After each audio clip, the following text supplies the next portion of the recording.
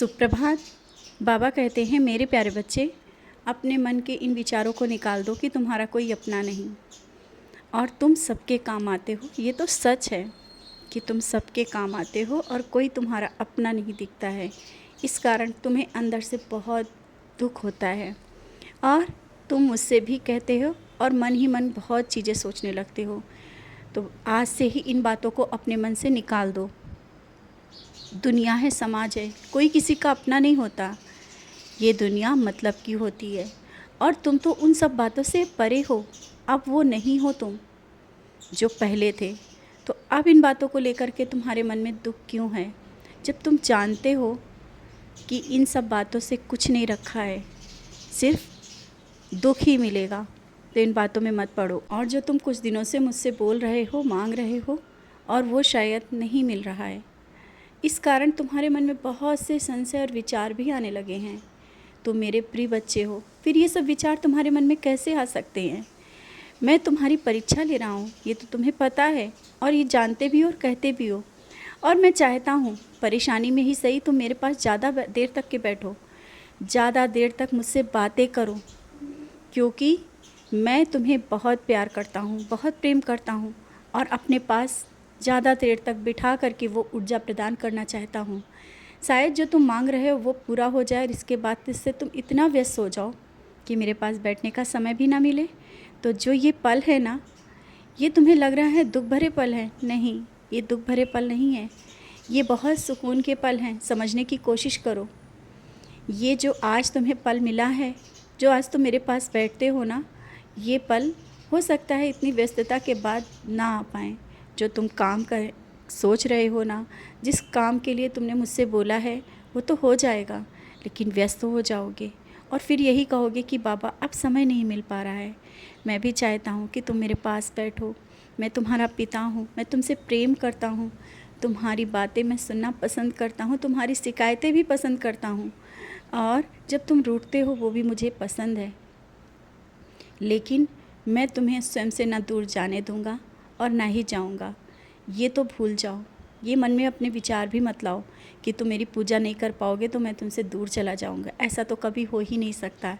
और जब तुम मुझे चाय देते हो ना, और वो चाय बहुत ही स्वादिष्ट होती है।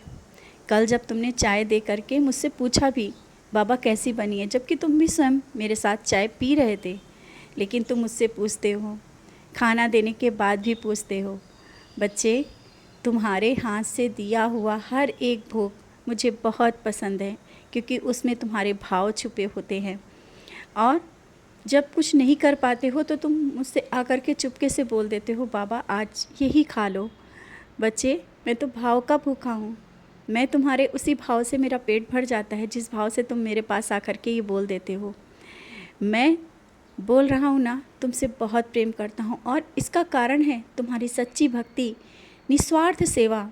भले ही तुम्हारे लिए कोई कुछ करे ना करे, लेकिन जब वो परेशानी में होता है तुम स्वयं जाकर के उसके पास खड़े हो जाते हो, दुआएं करते हो, मुझसे बार बार बोलते हो और वो मैं देख रहा होता हूँ। मैं उन्हीं बातों को देख करके तो मैं खुश होता हूँ कि तुम्हारी जो निस्वार्थ भक्ति, निस्वार्थ सेवा है ना, ये कभी व्यर्थ नहीं जाएगी। और मन के जो संशय और विचार जो आ रहे हैं ना, उन्हें तुम्हें निकालना होगा। तभी तो जो मैं कहना चाह रहा हूँ ना, जो मैं दिखाना चाह रहा हूँ, जो मैं बताना चाह रहा हूँ, तब तुम समझ पाओगे। समझ रहे हो ना? मैंने तुमसे कहा, मैं तुम्हें अपने और करीब खींचता हूँ। परेशानियाँ हैं, जानता हूँ, लेकिन तुम मेरे पास हो और परेशानियाँ ज़्यादा दिन के लिए नहीं है। जो तुमने मांगा है मिल जाएगा। व्यस्तता अधिक होगी, इसीलिए पहले ही मैं तुम्हें बिठा रहा हूँ अपने पास। मैं तुम्हें उस ऊर्जा से पूर्ण करना चाहता हूँ जिसको तुम्हें आगे ज़रूरत होगी, और तुम अपनी ऊर्जा से अपने आसपास के लोगों का भी बहुत ज़्यादा सहायता करोगे, उनका कल्याण करोगे। ये शायद तुम नहीं समझ पाओगे। समय आने के साथ साथ तुम्हारे अंदर की जो ऊर्जा है ना, वो लोगों को और जागृत करेगी और सब कुछ सही होगा। स्वास्थ्य, घर, परिवार, ये सब चीज़ें, सब कुछ सही होगा। और आज जो ये चिंता और परेशानी तुम्हारे मन में घेर रही है ना, इन परेशानियों को तुम बहुत ज़्यादा बड़ा मत करो। मैं कह रहा हूँ ना, बहुत ही छोटी है। जहाँ मैं बैठा हूँ वहाँ कोई बड़ी परेशानी नहीं हो सकती है। निश्चिंत रहा करो और खुश रहा करो। और जो तुमने सोचा है ना, जो कार्य करने के लिए सोच रहे हो वो कार्य होगा। और अगर ये जो परेशानी तुम्हारे पास आई है ना, ये कुछ सिखाने के लिए आई है, ये तुम जानते हो, उससे कुछ तुम्हें सीख मिली होगी। और जो आज परेशानी है वो कल बहुत ही जल्दी दूर हो जाएगी। ये जो मैं कहता हूँ ये सत्य है। उन बातों को समझा करो और कभी उन बातों को अनदेखा मत किया करो। कुछ बातें ऐसी भी हुई हैं जो बीच में, जो तुमने मेरी बातों को अनदेखा कर दिया है, और बाद में ये बात जब समझ में आई है तब तुम मुझसे बात कर रहे थे। मैं जानता हूँ व्यस्तता के कारण कुछ बातें तुम्हारे मन में ऐसी चलती हैं जिस कारण तुम्हारे अंदर मन में प्रश्न उठ जाता है कि ये बात तुम्हारे लिए है या नहीं, या ऐसा होगा भी या नहीं। ऐसा हो ही नहीं सकता। कौन सा कार्य है जो असंभव है तुम्हारे साईं के लिए या तुम्हारे लिए।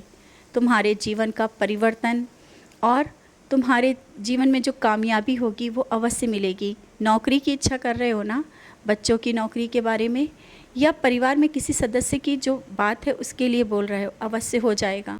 निश्चिंत रहो। जो तुमने कहा है वो काम में देर लग रही है लेकिन काम होगा।